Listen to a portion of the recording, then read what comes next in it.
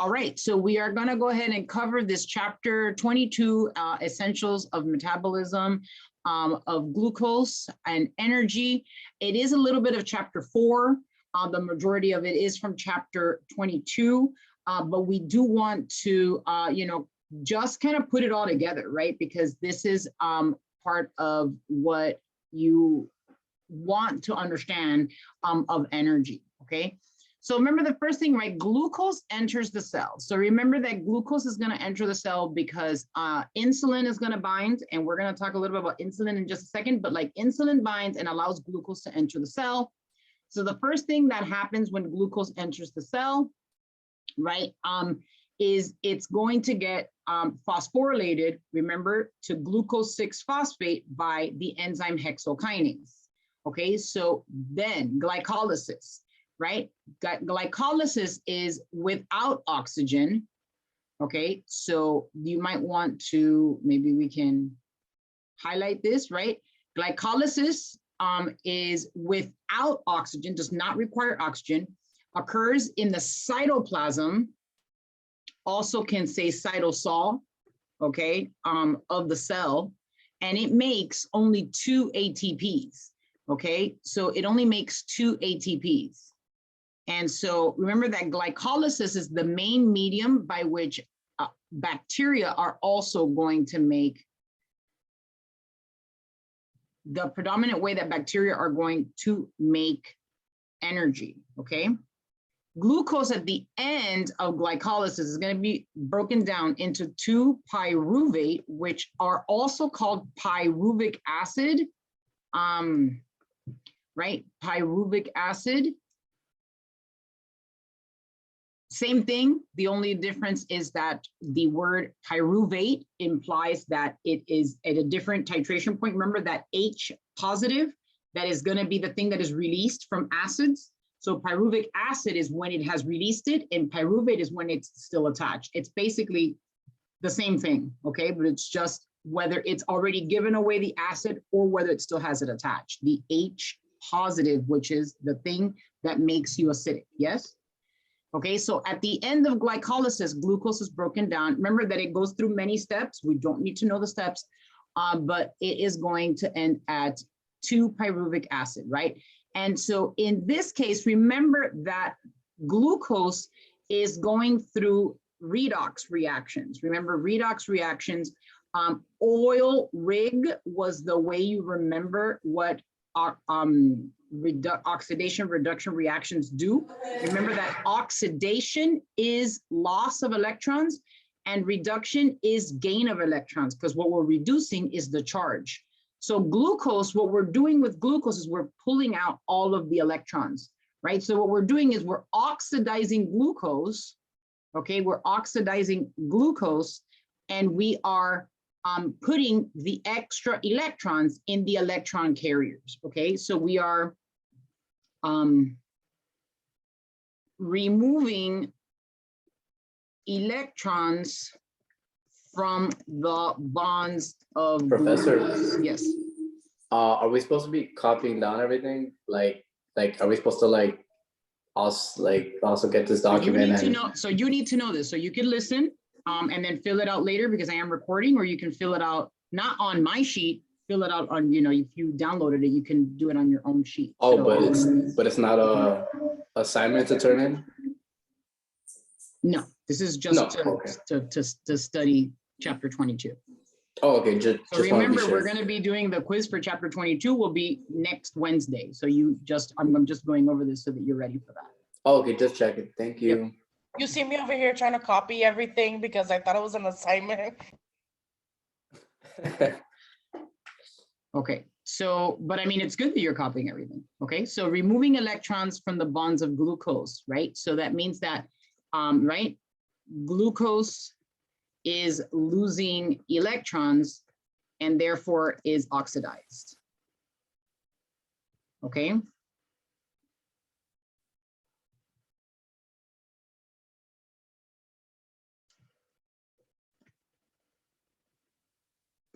Okay.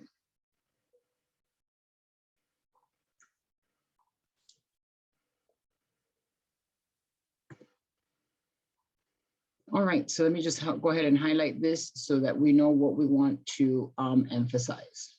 All right, and then so the electrons are being removed from glucose, and where are they going? So the electrons are being picked up,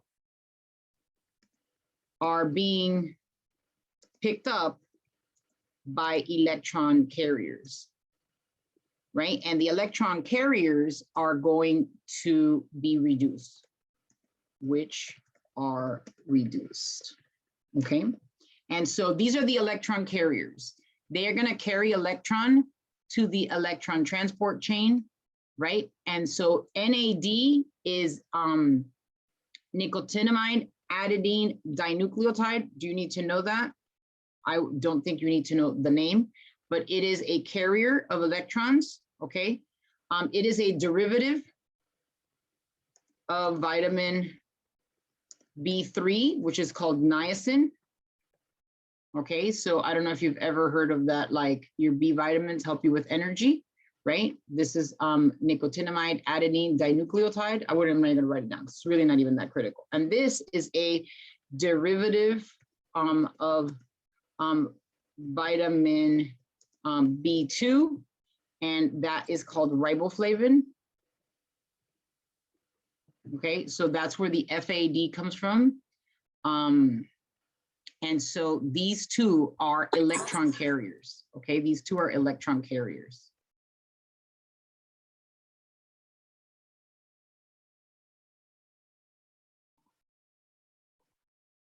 All right, and then your the glucose, right? The glucose is then going to enter the Krebs cycle, which is in the mitochondria. Okay, so now we're going into the mitochondria.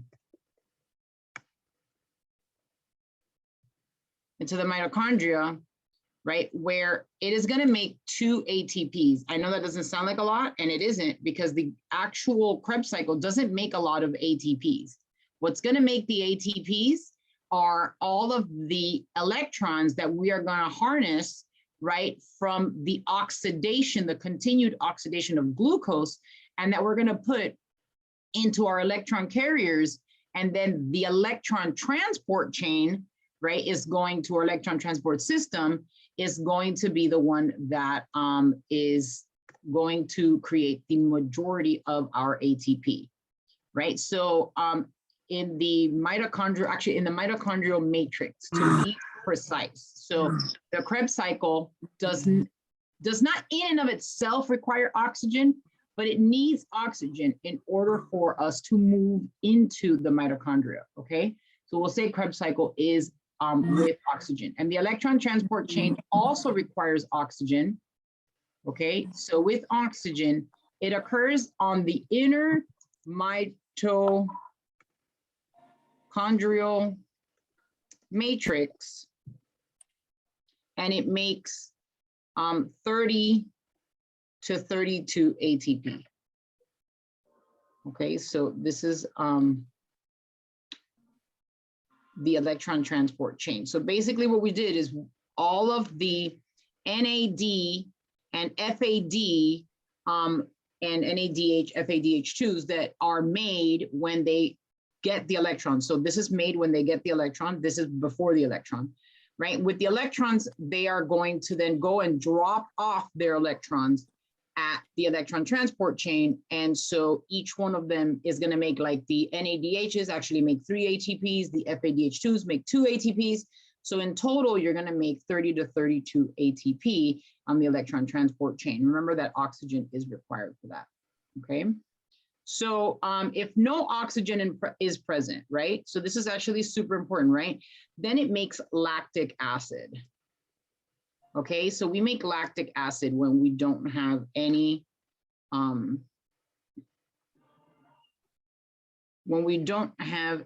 oxygen. So if glycolysis, if there's no oxygen, so these two require oxygen. So without oxygen, right, if no O2 is present, okay, then, or maybe we should, what we do is highlight this. We'll put it in bold, not highlighted.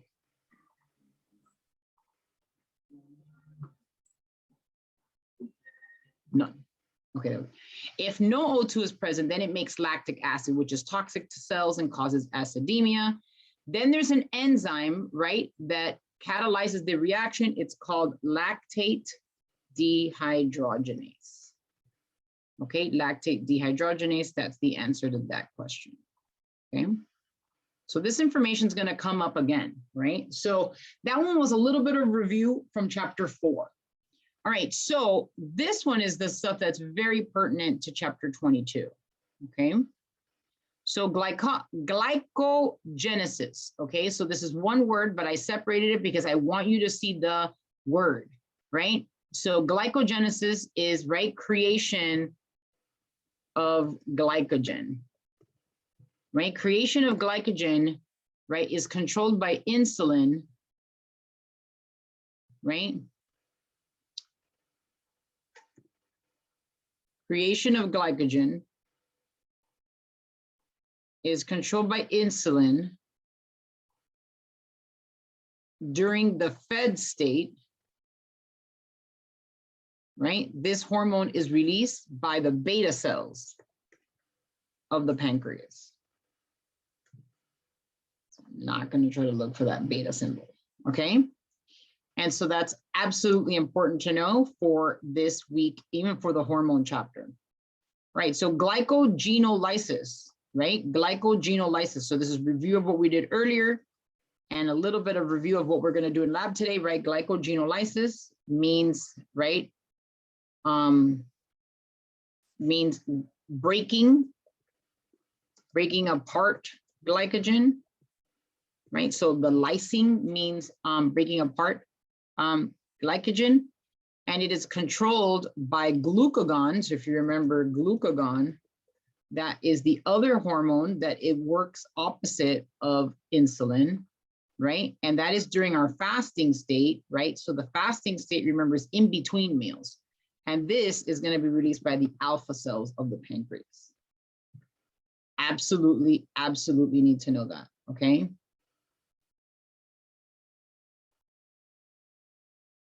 All right, then the other thing that we talked about, earlier today was gluconeogenesis. Okay, so gluconeogenesis. Maybe what I'll do is gluconeogenesis is going to be, as the name implies, gluco meaning sugar, neo meaning new, and genesis meaning creating. So we're making new glucose, making new glucose from non-glucose sources or non-carbohydrate sources.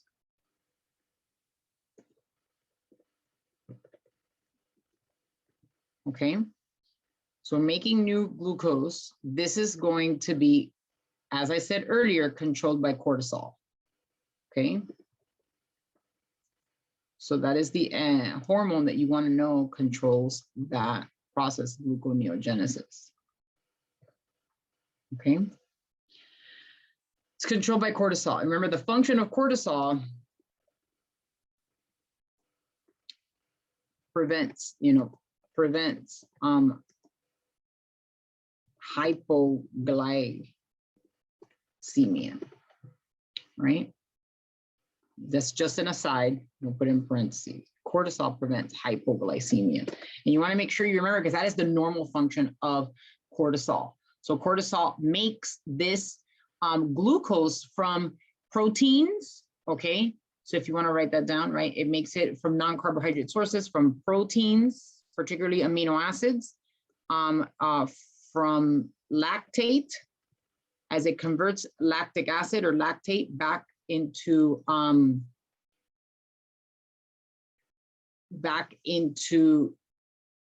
pyruvic acid and puts it through the Krebs cycle, and then also from glycerol, which is the backbone of fatty acids. And I just remembered, because I wrote the word lactate, and I don't want you to be confused, because the word lactate is just like pyruvate. It's the same thing as lactic acid. Okay, so I apologize. So I added that over here. Lactate is the same thing as lactic acid. All right, so other words we should know, right? So lipogenesis, this is also part of chapter 22, right? Lipogenesis means making, right? Making lipids / fats. Okay, so how do we make lipids / fats? So what we do is we are going to take acetyl-CoA, which is a 2-carbon compound. As it's going into the Krebs cycle, right? And it is going to leave the Krebs cycle because there's too much carbohydrates. When there's too many carbohydrates, what's going to happen is you're going to overwhelm your mitochondria. And when you overwhelm your mitochondria, what's going to happen is you are, right? When you overwhelm your mitochondria, you're going to make fat. So you need to utilize all of the carbohydrates that you consume on a daily basis by burning it off in activity, okay? And the best way to know what goes in and what goes out is basically to, it's basically to keep track of what your calories in are, right? And your calories out are. I use, for when I'm being very careful about this stuff, I use, okay, I use something called MyFitnessPal, and I think it's really great, okay? So but if you eat too many carbohydrates and don't burn them, then what's gonna happen is you're gonna do lipogenesis, right? And so it takes acetyl-CoA and it makes and stores extra acetyl-CoA as fatty acids. So basically what they are 2 carbons with a bunch of hydrogens. And so you just add them to make fatty acids, right? Which are going to be many carbons and hydrogens long, okay? Right, so making fats. Okay, and then lipolysis, okay? So lipolysis, another really important word, right? Means, you know, breaking apart your lipids. In particular, we're talking about fatty acids, okay?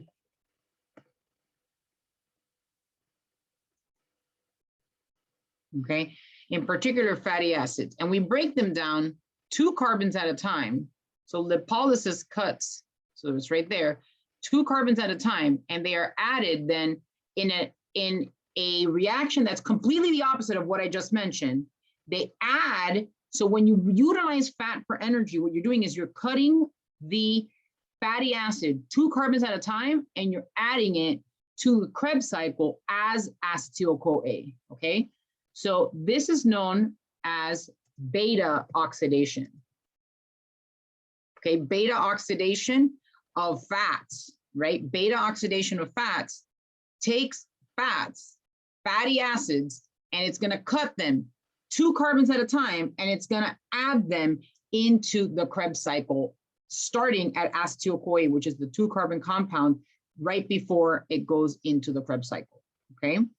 So it is there added to the Krebs cycle in a process known as beta oxidation, right? And added to the Krebs cycle as acetyl-CoA, okay, as acetyl-CoA, right? And then ketones. What are ketones? Ketones are byproducts of the breakdown of fats for energy. Okay, so byproducts of the breakdown of fats for energy. So no, we want to highlight, not bold, highlight. So wait, let me have you understand. So how is this relevant to what you're learning right now?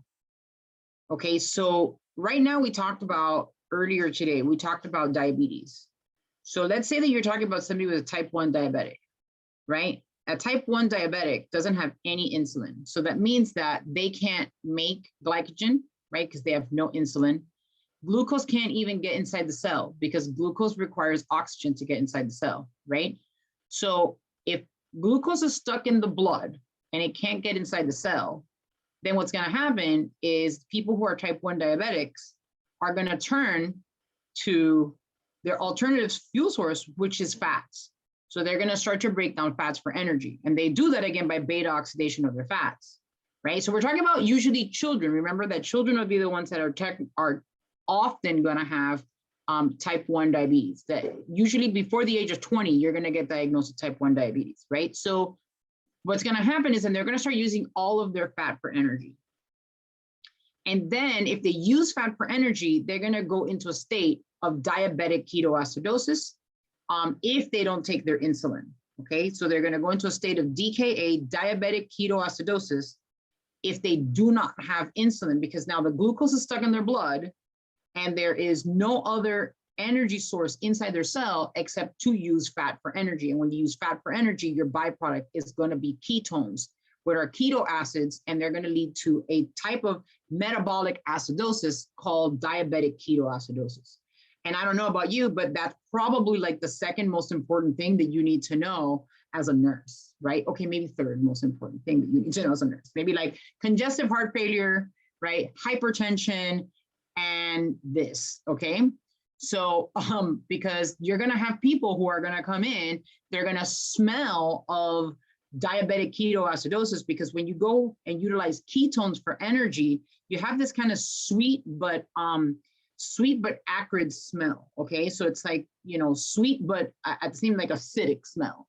And so it's very, very pungent. And once you smell it once, you will always know, oh, this person needs insulin. Okay, that's what that is, right? So it's a young person, maybe 16, 17 years old. They're coming in. They are, you know, maybe almost going into a coma, about to pass out, or maybe they did pass out and somebody brought them in. And you're going to smell it and you're going to be like, this person needs insulin. And you're going to go and you know, make sure that that's what they get. All right.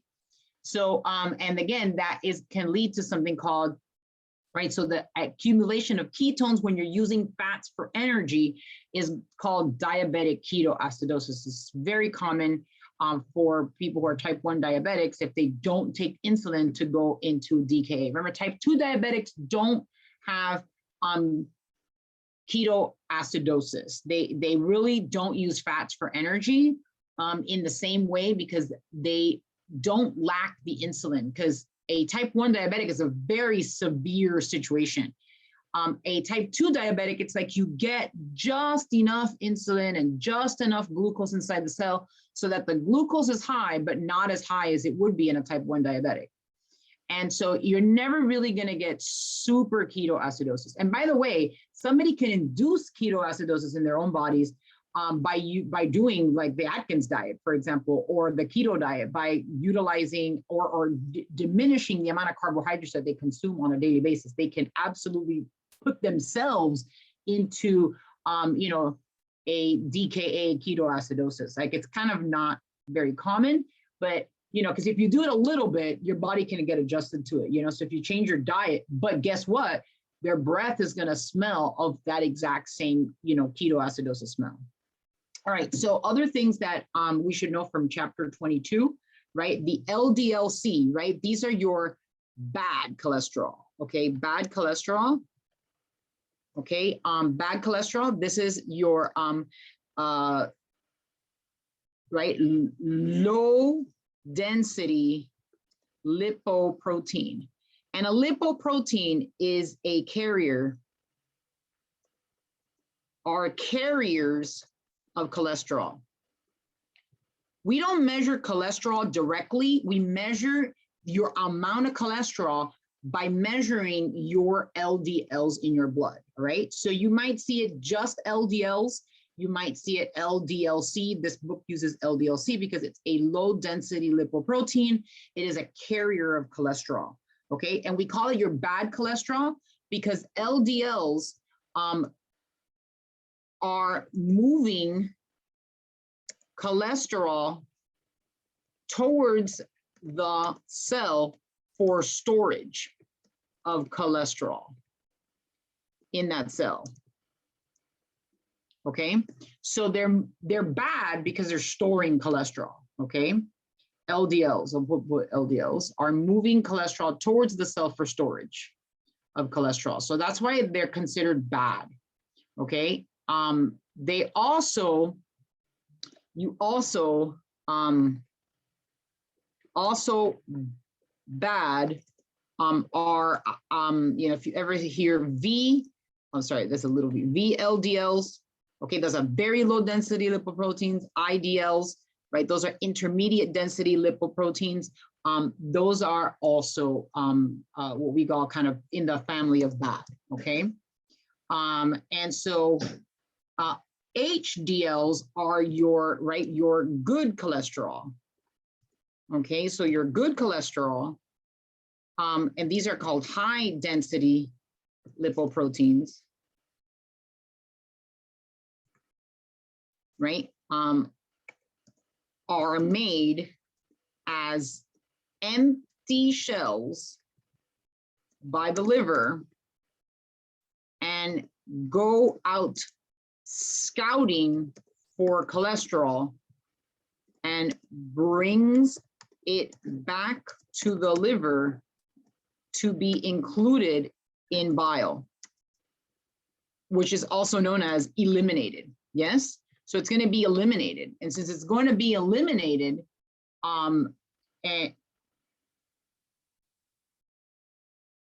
eliminated, so therefore since being eliminated, they are good because that means that you're bringing more fat, or this cholesterol, which this is a particular cholesterol, a particular type of fat, right? You're bringing back this cholesterol to be eliminated out of your body, okay? And so high density lipoproteins are good, okay? So if you've ever heard of something called metabolic syndrome is going to be a measurement of, and it's not even has to do with LDLs being high. It really is more important as a pre-diabetic state. A metabolic syndrome is, where you have high waist to hip ratio, you have low HDL. So your HDL should be over 40, right? So the measurement is, it needs to be greater than 40 milligrams. I think it's in milligrams per deciliter, okay? And then your LDLs should be less than 100 milligrams per deciliter. Okay, so your LDLs. Let me put this over here because this is like actually LDLs.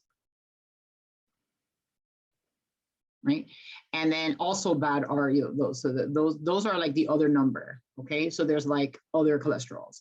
So if you ever look at your cholesterol, that's what basically it's going to measure LDLs, like total cholesterol, right? So your total cholesterol should be less than 200, and then it measures your HDLs. And so if your HDLs are low, that's part of metabolic syndrome. And metabolic syndrome is like a pre-diabetic state that's actually, so if you have hypertension, high blood pressure, right? If you have a waist to hip ratio that's too high, if your BMI is high and your HDLs are low, there's like 5 different things. You have 3 of them, then you're considered somebody who has metabolic syndrome. Again, like a pre-diabetic state, right? So we have a drug called a statin that basically what that does is it inhibits the HMG-CoA reductase, which basically is what makes LDLs, right? What makes LDLs, okay? And there's also a vitamin that is gonna help you to decrease LDLs and increase HDLs. This is vitamin B3, which we already talked about, right? Vitamin B3, it's also called niacin. And so niacin is really good to lower your cholesterol naturally. I'm not going to tell you that it's a perfect solution, but you absolutely should be taking that if you're, contemplating going on statins. You might want to change your diet first, especially if you are, wanting to have kids. If your cholesterol is high, you want to have children, you cannot be on a statin while you're pregnant, okay? Could be potentially teratogenic to pregnancy, right? So it's can actually, cause damage to the baby, right? So you're gonna have these statins, and they are gonna be, bad. And though you're gonna want to try niacin as a more like natural alternative. Okay, so niacin is just one of your B vitamins. Okay, and so can glucose 6-phosphate be returned to circulation back as glucose? And absolutely, yes, it can. But there's only one organ that can do that, and that's the liver. Okay, by the liver.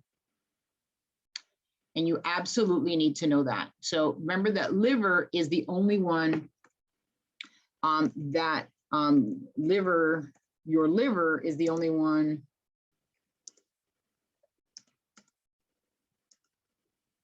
that has the glucose 6-phosphatase enzyme.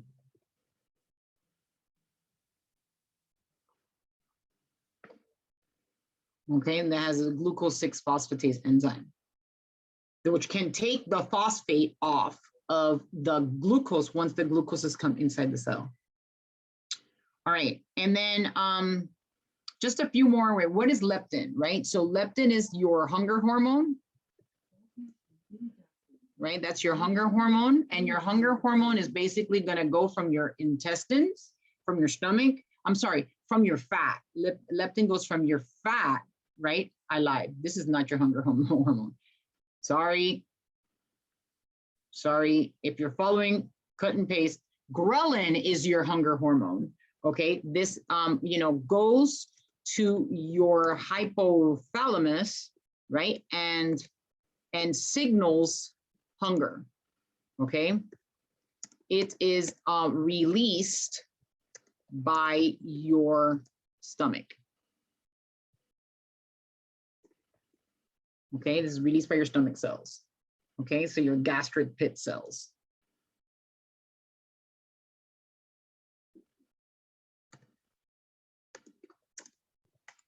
We'll talk more about gastric pits later. That's what we're talking about in the digestive system.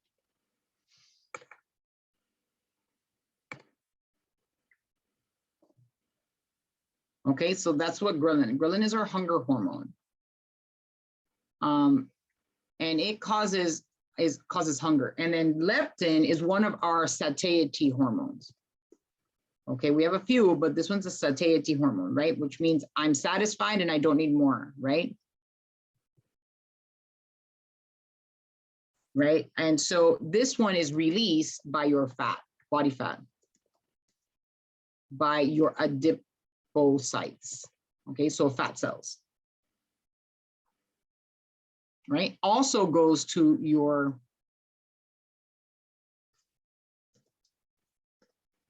hypothalamus. Okay, and then that one signals satiety.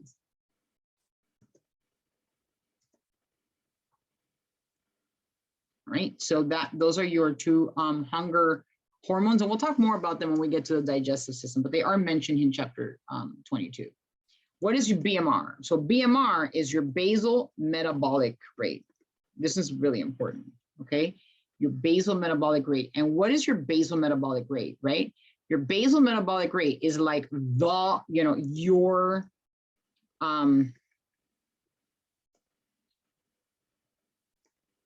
your like basic amount of energy you need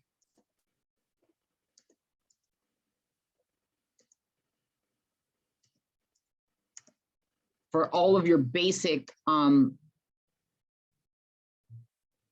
functions to stay alive. I'm not talking about activity. So not including activity and, walking, to your car and back and none of that. It is really just for your basic functions. Okay. So your basal metabolic rate is the basic amount of energy required for your basic function of your body. Okay. Let's take away this two words, basic is not necessary. It's your amount of energy required for all basic functions of your cell, basic cellular functions to stay alive. okay? And so if you were to take and get your basal metabolic rate, which is very hard to do, by the way, it's not super easy, but there are some things that kind of approximate your basal metabolic rate. Your basal metabolic rate is really dependent on the amount of muscle that you have, okay? And obviously your metabolism is gonna go into that as well. So your basal metabolic rate, I've had it done because I do Orange Theory, and there's a machine in Orange Theory that basically, you know, you kind of stand on it and you put your hands on it, you put your feet on it, right, with no shoes on. You gotta make sure you like clean the bottom of your feet and make sure that you're like in like at the early morning. And so where there's not like a lot of food and you haven't had any water, you know, you just like, yeah, and then you stand on the machine and the machine basically kind of sends like an electricity to through your body, and it tells you all sorts of measurements, which I think I've mentioned before in class. And so this machine, and I'm kind of blanking on the name of the machine, but it'll come to me. It basically tells you or approximates your basal metabolic rate. Okay, again, based on the amount of muscle, which it kind of sort of approximates by sending this electrical activity through your body. All right, and so that can give you, so like, let's say me. So the last time I did it, my basal metabolic rate, I mean, remember, if you've met me in person, I'm very tall, and I'm not skinny. So I'm about 1,600 calories or kilocalories per day, right? That's my basal metabolic rate. And so when I set my FitnessPal to, if I want to lose weight, okay, I set my FitnessPal to my 1,600 calories per day plus 500, right? So 500 is the amount of calories that I usually burn in Orange Theory on a daily basis, right? So that's about, so I put it about 2,100 calories. So then I kind of make my entire diet, try to adhere, and so that calories in are about 2,100, because I know that calories out are going to be more than 2,100 for sure. Because remember, activity and motion and moving and going and walking from your car, you know, if you have a very active job, your basal metabolic rate is only measuring what the basics is, you know, the basic part. So that is kind of a really good, you can kind of approximate how much you, you know, might want to expend on a daily basis, especially if you have one of those Apple Watches that tells you like how many calories you expend on a daily basis. That might be a kind of a number that you might want to say. It's like, oh, okay, well, I want to make sure that I don't eat more than that, because that's what my body is burning on a daily basis, right? So if you know what your body is burning on a daily basis, then you know that you shouldn't be consuming more than that to at least maintain your body weight. If you want to lose, but you're going to have to do less, right? So basal metabolic rate, right? So your metabolism is the addition of two things, right? It's catabolism and anabolism.